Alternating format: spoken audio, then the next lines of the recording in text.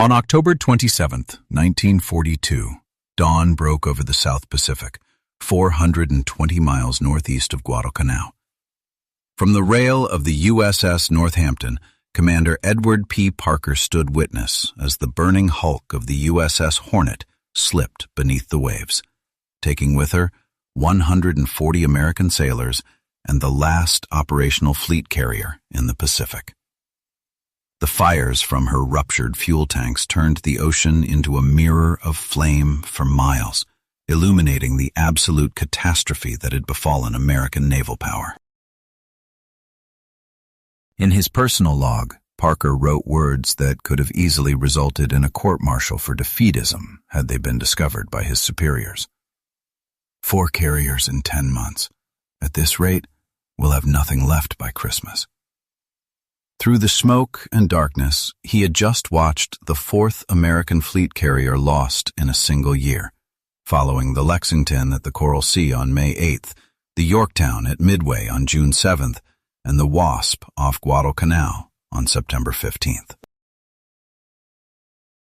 The Imperial Japanese Navy, a force American intelligence had dismissively labeled as inferior copyists incapable of innovation, had systematically annihilated over half of America's Pacific carrier force. While Japanese workers in shipyards from Yokosuka to Kure were busy adding new vessels to their fleet, the United States was bleeding ships faster than anyone had thought possible. Yet, 3,700 miles away in Newport News, Virginia, a welder named Margaret Thompson was preparing for a night shift that would ultimately prove Commander Parker wrong. Neither of them realized that this moment of maximum despair actually marked the beginning of the most extraordinary production miracle in naval history. A systematic demonstration of industrial capacity that would transform not just the Pacific War, but the very nature of naval power itself. The mathematics of victory were about to be rewritten, not through battle tactics or superior seamanship, but through welding torches, assembly lines, and the sheer productive fury of a democracy finally awakened to war. The collapse of American carrier power in 1942 would trigger a response so overwhelming that Japanese officers would later describe it as trying to fight the stars themselves. No matter how many they destroyed, more would simply appear. Within just 3 years, American shipyards would launch 14 Essex-class fleet carriers that saw combat, a number greater than what Japan built during the entire war. This transformation from disaster to dominance relied on the complete mobilization of American industrial democracy, converting housewives into welders and farm boys into shipfitters, effectively turning the nation into exactly what Admiral Isoroku Yamamoto had feared most: an arsenal of unlimited productive capacity. To understand the scale of this turnaround, you must look at the gathering catastrophe that began on May 8, 1942, in the Coral Sea. The USS Lexington, one of America's 2 giant pre-war carriers, converted from battlecruiser hulls, absorbed 2 torpedo hits and 3 bomb strikes from Japanese aircraft. Although heroic damage control initially saved the ship, gasoline vapors from ruptured aviation fuel tanks triggered massive secondary explosions, sending Lady Lex down with 216 of her crew as the first fleet carrier loss of the war. Captain Frederick Sherman, the Lexington's commanding officer, would later testify before Congress with a grim assessment of the strategic reality. We went to war with 7 fleet carriers in the Pacific, while the Japanese started with 10, and every admiral understood the arithmetic. We could not afford to trade evenly, much less lose ships faster than the enemy. The second blow fell just a month later, on June 7, 1942, when the USS Yorktown, heroically patched together at Pearl Harbor in just 48 hours, succumbed to torpedoes from the Japanese submarine 168. Well, the Battle of Midway marked a strategic triumph, with 4 Japanese carriers sunk. The loss of the Yorktown meant America was deprived of yet another of her precious few capital ships. September 15th brought the third catastrophe, when the USS Wasp, operating off Guadalcanal, took 3 torpedoes from Japanese submarine 19. The carrier burned for hours before being scuttled by the American destroyer Lansdowne, leaving America with 3 fewer carriers than she possessed at the start of the hostilities. Then came the knockout blow at the Battle of Santa Cruz between October 26th and 27th, 1942. The USS Hornet, a veteran of the Doolittle Raid and Midway, fell victim to coordinated Japanese dive bomber and torpedo attacks. Despite desperate attempts to tow the burning carrier to safety, advancing enemy surface forces forced her abandonment, and the Japanese destroyers Makigumo and Akigumo finished what their aircraft had started. In Washington, Admiral Ernest King, the chief of naval operations, presented Congress with the stark numbers.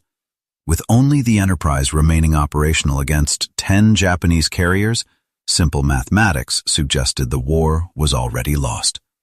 But King did not know about Margaret Thompson and the 1.7 million workers who would flood into American shipyards by 1944. Nor did he know about Henry Kaiser. Kaiser was about to reduce Liberty ship construction time from 230 days to a staggering 4 days, 15 hours, and 29 minutes, proving that the shipyards, which had launched exactly 1 fleet carrier in 1941, were about to achieve the impossible. This transformation began not in military planning rooms, but in the accounting offices of Newport News Shipbuilding.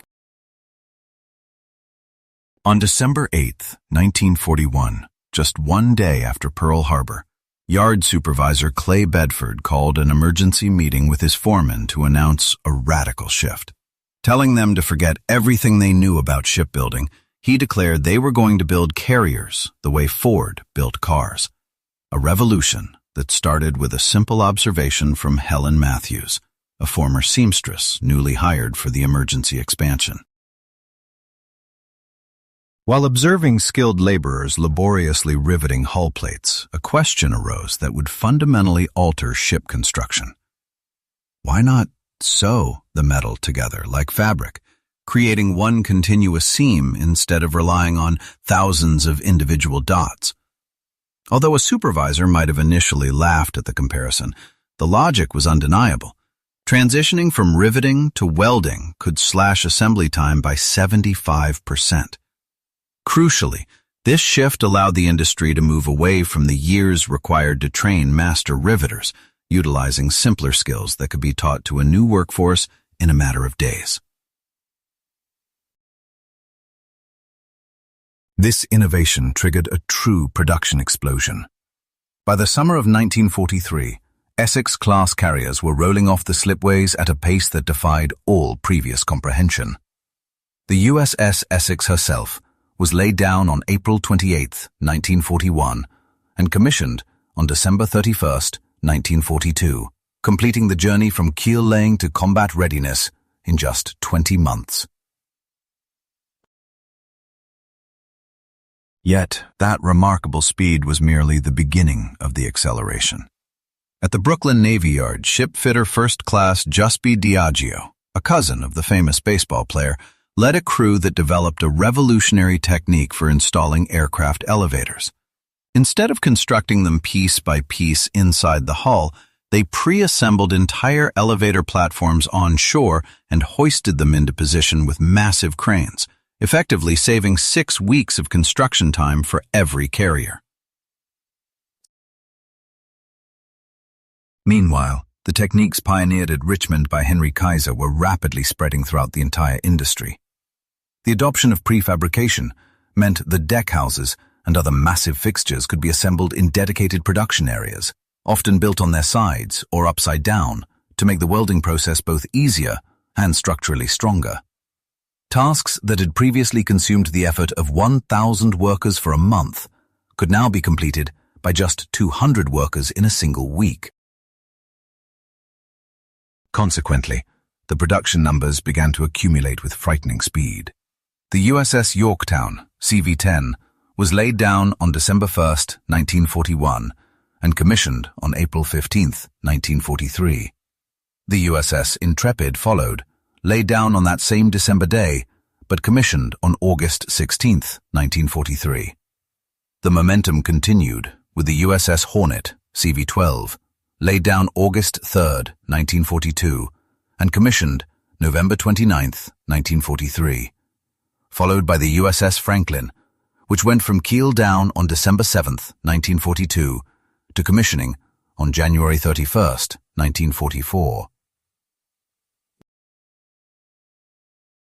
Each successive launching seemed to surpass the last in velocity, a phenomenon recorded by Philip A. Kellogg, a welder at Bethlehem Steel's Fore River shipyard. His diary entries captured the acceleration vividly. In January 1943, they were launching a carrier every 60 days. By June, the interval had dropped to 45 days, and by December, a new ship was entering the water every 30 days, leading him to muse that the Japanese must believe the Americans were using magic.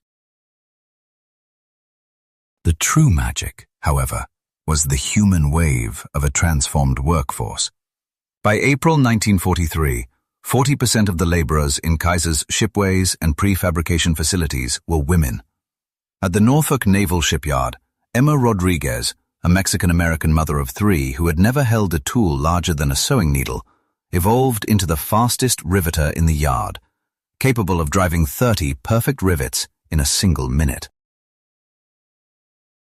Simultaneously, the workforce was strengthened by African-American workers who, previously barred from skilled positions, flooded into the shipyards following Executive Order 8802, which prohibited discrimination in defense industries.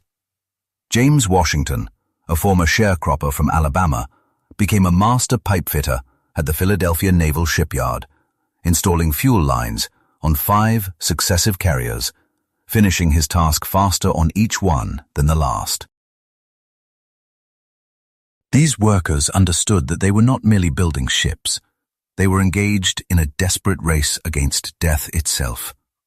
They knew that every day spent without new carriers meant more American sailors and Marines dying on islands across the Pacific. This urgency was reinforced by photographs from the fleet, posted on every shipyard wall, declaring that the USS Enterprise was fighting alone and pleading for the workers to build her sisters now.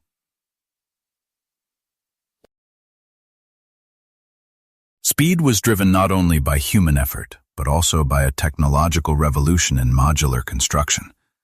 At the New York Naval Yard, engineers abandoned the method of building a carrier piece by piece from the keel up, opting instead to construct entire sections complete with wiring, plumbing, and ventilation. These massive segments were then assembled like giant building blocks, a method that radically streamlined the entire production process. Efficiency was further maximized through the use of highly standardized components, which reduced construction time to as little as 14 months for the fastest builds. Because every carrier utilized identical pumps, electrical panels, and fittings wherever possible, parts manufactured in Detroit could be installed without modification into carriers being built in Newport News, Brooklyn, or Philadelphia. The result of this industrial symphony was the Essex Swarm, the most significant class of warships in American naval history. These vessels were not simply replacements for lost tonnage.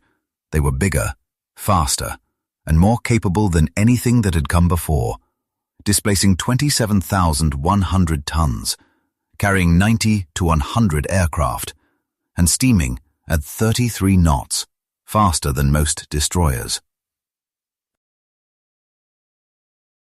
The Japanese military noticed this disparity immediately. Commander Masatake Yokumiya, an air staff officer with the Japanese combined fleet, wrote in his diary after reviewing intelligence reports that the Americans were building carriers faster than Japan could train pilots. He grimly acknowledged that each new carrier was superior to anything they possessed, and that they were no longer fighting the same navy they had attacked at Pearl Harbor. By March 1944, American shipyards had achieved the impossible. They were launching Essex-class carriers at a rate that exceeded the combined carrier production of every other nation on Earth. While the major naval yards focused on fleet carriers, Henry Kaiser revolutionized the construction of escort carriers, the jeep carriers, designed to hunt submarines and cover invasion fleets. Kaiser's Vancouver shipyard alone produced 50 escort carriers, using techniques developed for Liberty ships, with the lead ship, USS Casablanca, going from keel laying to commissioning in less than 8 months, a stark contrast to the Japanese escort carrier Shino, converted from a passenger liner, which took 2 years to complete. Behind every rivet, weld, and steel plate lay a supply chain that stretched across the entire continent. The steel for flight decks poured from Pittsburgh mills running 24 hours a day, 7 days a week, while Alcoa plants in Tennessee consumed more electricity than entire cities to produce the aluminum essential for aircraft construction. Finally, in Akron, Ohio, the Goodyear plant churned out arresting gear cables, each one capable of stopping a 12,000-pound fighter traveling at 100 miles per hour. Under the direction of plant manager William Davis, production skyrocketed from 10 cables per month in 1942 to 200 per month by 1944, ensuring the fleet never lacked the strength to catch its returning pilots. A fleet of new ships is worthless without capable crews to man them, a reality that prompted Captain Daniel Gallery to propose a novel solution, utilizing the Great Lakes as a protected training environment. 2 paddle steamers were converted into the training carriers USS Wolverine and USS Sable, operating directly from Chicago's Navy Pier to forge a new generation of aviators. By 1944, this inland naval experiment was a resounding success, qualifying 500 pilots every single month to feed the war effort. Meanwhile, across the Pacific, the Imperial Naval Staff in Tokyo reviewed intelligence reports with a sense of deepening dread. Captain Toshikazu Omi, the operations officer for the combined fleet, later testified that while they anticipated America would replace its losses, their estimates capped at perhaps 6 or 7 fleet carriers by 1945. The actual production numbers were not just higher, they were entirely beyond the enemy's comprehension. The disparity became painfully clear to Admiral Jizaburo Ozawa during the Battle of the Philippine Sea in June 1944. Commanding a Japanese force with only 6 carriers, he found himself staring down a massive armada of 9 American fleet carriers and 8 light carriers. In his own retrospective assessment, Ozawa noted that the engagement could hardly be called a battle. It was, in his words, an execution. By January 1945, American industrial might had hit a stride that defied all previous logic, achieving a production rhythm that seemed physically impossible. The Brooklyn Navy Yard was constructing 3 massive carriers at the same time, while Newport News had vessels in various stages of completion occupying 6 different slipways. Among these feats of engineering, the USS Lake Champlain set the ultimate benchmark for wartime speed. This vessel was commissioned on June 3, 1945, having gone from keel laying to completion in a staggering 15 months. However, this unprecedented velocity exacted a grim toll, with shipyard accidents claiming the lives of over 3,000 workers throughout the war. When a snapped crane cable at Fall River Shipyard killed Margaret O'Brien's husband, her response was not to retreat, but to return the very next week and take his place on the welding crew. Her motivation was stark and shared by many on the home front, as she reminded her fellow workers of the stakes involved. She told her crew that every ship they failed to build would result in more gold stars hanging in American windows, signifying lost lives. When the Japanese surrender delegation arrived aboard the USS Missouri on September 2, 1945, they were forced to navigate through an American fleet that challenged the imagination. Tokyo Bay and the surrounding waters were choked with over 100 carriers of all types, a visual demonstration of total industrial dominance. The United States had constructed more carriers than all other nations in the history of naval aviation combined. Commander Tamichi Hara, a highly decorated Japanese destroyer captain, later observed that while they had managed to sink 4 American carriers in 1942, the enemy had replaced every single loss 3 times over. The production statistics for the Essex-class carriers that saw combat in World War II serve as a relentless timeline of reinforcement. The lead ship, USS Essex, CV-9, arrived on December 31, 1942, followed rapidly in 1943 by the USS Lexington, CV-16, USS Yorktown, CV-10, USS Bunker Hill, CV-17, USS Intrepid, CV-11, USS Hornet, CV-12, and USS Wasp, CV-18. The flood of steel continued into 1944 with the commissioning of USS Franklin, CV-13, in January, USS Hancock, CV-19, in April, and USS Ticonderoga, CV-14, in May. As the year progressed, the fleet added USS Bennington, CV-20, in August, USS Shangri-La, CV-38, in September, USS Randolph, CV-15, in October, and finally, USS Bon-Homme Richard, CV-31, in November.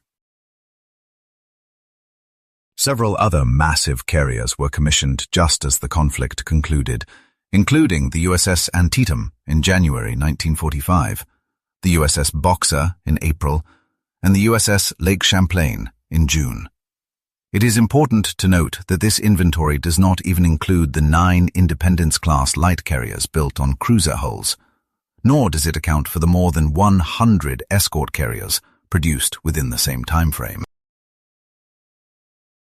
This wartime shipbuilding effort did more than win battles. It permanently revolutionized American industry through the adoption of modular construction and automated welding. Techniques developed out of necessity for rapid assembly line shipbuilding quickly evolved into the standard practices that would define post-war manufacturing. The workforce itself was transformed, as millions of laborers trained in the shipyards became the backbone of the post-war economy. Women discovered and proved they could master complex welding and industrial tasks, while African Americans, previously restricted to menial labor, demonstrated their capacity for high-precision work when finally given the opportunity. By 1945, the output of American carriers had reached such a crescendo that it actually exceeded operational requirements, with ships being completed faster than crews could be trained to man them. Admiral William Halsey later testified to Congress in 1946 that the Navy had gone from a desperate shortage of carriers to possessing more than they could effectively utilize. The scale of this achievement remains singular in the annals of warfare. No nation in history, before or since, has ever produced complex combat vessels at such a relentless and overwhelming rate. Decades later, during a 1985 reunion at Newport News Shipbuilding to mark the 40th anniversary of VJ Day, over 5,000 former workers gathered to remember. Margaret Thompson, the welder mentioned earlier, stood before the crowd at 67 years old to articulate the spirit of their generation. She rejected the label of greatness, explaining instead that their driving force was anger over the attacks that had killed their boys and sunk their ships. She declared that they answered the only way they knew how, by building more ships than the enemy could imagine, and that every rivet they drove was a personal message to remember Pearl Harbor. The carrier building program was a catalyst for a broader social and economic revolution, causing cities like Richmond, California to explode in population from 23,000 to 130,000 in just 3 years. The wages paid to these workers, totaling over $3 billion, circulated through the economy, effectively constructing the foundation of the American middle class. Furthermore, the shipyards dismantled generations of social barriers by proving empirically that women were capable of heavy industrial work.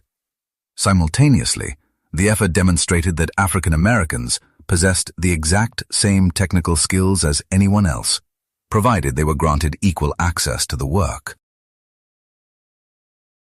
By the war's end, in August 1945, the United States Navy was operating 14 combat-tested Essex-class fleet carriers, with 3 more commissioned, alongside 9 Independence-class light carriers and 71 escort carriers.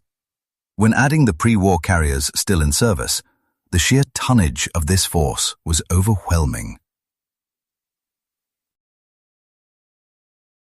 In stark contrast, Japan could muster only 6 operational carriers, most of which lacked trained pilots to fly from them. Even Great Britain, a formidable naval power, possessed only 19 carriers of all types, highlighting the gargantuan scale of American production. The ultimate testament to this industrial feat came in 1962, when Rear Admiral Hideo Yano of the Japanese Maritime Self-Defense Force visited the Norfolk Naval Shipyard. Standing on the very slipway where the USS Yorktown had been launched, Yano admitted through an interpreter that, while they knew America was building ships, they had never imagined the scale would be this vast. How can one effectively combat a nation capable of constructing in a single shipyard what took an entire empire to build? The adversary eventually realized that they were not defeated by naval maneuvers, but by factories, the workforce, and a determination to produce that defied all rational limits. Admiral Chester Nimitz provided the definitive assessment of this conflict, noting that the war was effectively decided in 1943, not by a specific battle, but by the relentless launching of new aircraft carriers. The strategic outcome became a mathematical certainty when the United States could suffer the loss of a carrier, yet have 2 replacements already deployed, whereas Japan remained unable to replenish any of its losses. Today, the legacy of that industrial miracle endures, as the construction techniques pioneered between 1942 and 1945 remain the standard in modern shipbuilding. However, the most significant inheritance is the demonstration of what democratic societies can achieve when they are truly unified in their objectives. In a span of just 36 months, America transitioned from the precipice of defeat, having lost 4 carriers, to possessing such overwhelming supremacy that victory became inevitable. The laborers behind this miracle demonstrated that democracy's most potent weapon is not military might, but productive capacity, the ability of free people to outbuild and overwhelm tyranny. The shift from 4 lost vessels to 14 Essex-class carriers in combat remains history's prime example of an industrial response to a military crisis. Although most of those workers are gone, their achievement stands as a monument to humanity's darkest hour, when American labor responded to the threat of fascism with an unprecedented surge of power. The 4 carriers lost in 1942, Lexington, Yorktown, Wasp, and Hornet, were not simply replaced, they were multiplied, with each new vessel proving superior to its predecessor and serving as a testament to the capacity to transform disaster into triumph. Ultimately, Japan did not succumb to American strategy alone. They lost to individuals like Margaret Thompson and her welding torch, and to the millions who proved that strength lies in the unlimited capacity of a free people. From 4 lost ships to 14 Essex-class carriers, the numbers tell a story of transformation, proving that these workers built more than just hulls. They constructed victory and the future. Their legacy is immortalized at Newport News Shipbuilding, where it is written that they answered tyranny with steel, fascism with freedom, and defeat with the greatest production miracle in human history.